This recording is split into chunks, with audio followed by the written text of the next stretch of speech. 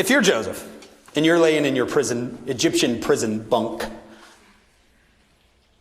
and you don't know how this story ends. See, we all know how the story ends, so we don't feel one bit bad. We're like, don't worry, Joseph, it'll be great. You're going to become vice pharaoh of Egypt. But he doesn't have the end of the story. You realize that, right? He's not reading along going, ooh, I can't wait till the next chapter. This one's the worst.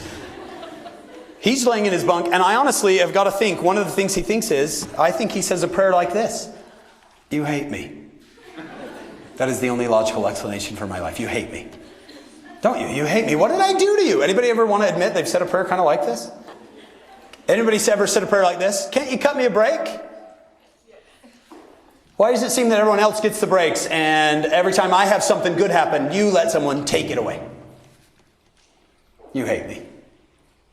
And tell you what, I'm not too happy with you either. We're in a fight right now and we're not talking. Right? I don't know what it's like in there. Have you ever seen someone go through a serious trial and get back up? And you're like, yes, you're amazing. And then it happens again. And you're kind of like, oh. Have you ever looked at someone's life, someone else besides yourself, and looked up to God and been like, that's not fair. Like, that's too much for them. It's kind of like watching a boxing match. You ever seen a boxing match and a guy gets knocked down, and then he gets back up and the crowd's like, yes, you're amazing, you're going to do this. And then he gets knocked down again. Guess what half the crowd starts saying? You ever heard it? Stay down. Why? This is painful to watch. If you get back up, what's going to happen?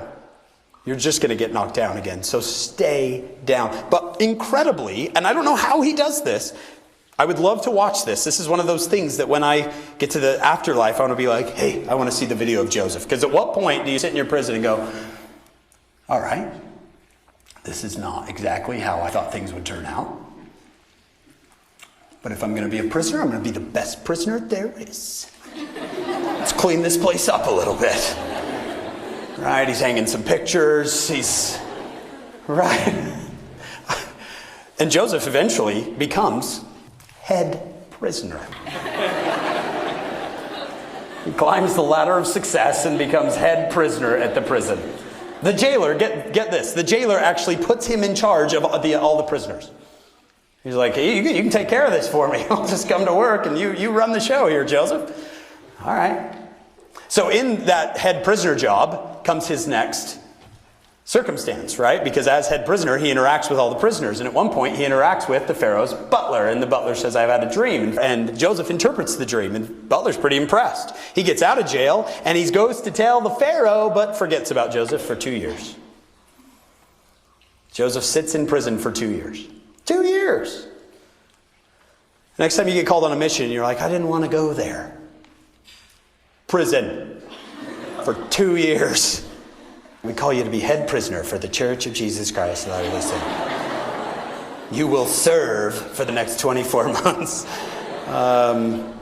But eventually the butler's like, hey, Pharaoh, I totally forgot. There's this guy in prison that can interpret dreams. Do you want to talk to him? Pharaoh's like, yeah, I've had this dream forever. Bring him out.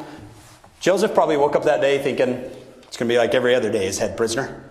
All right, got to do some mopping. Maybe some singing lessons, things like that with the other prisoners. I don't know. But he has no idea everything's going to change that day. Will you remember that principle? He has no idea that today's the day everything changes.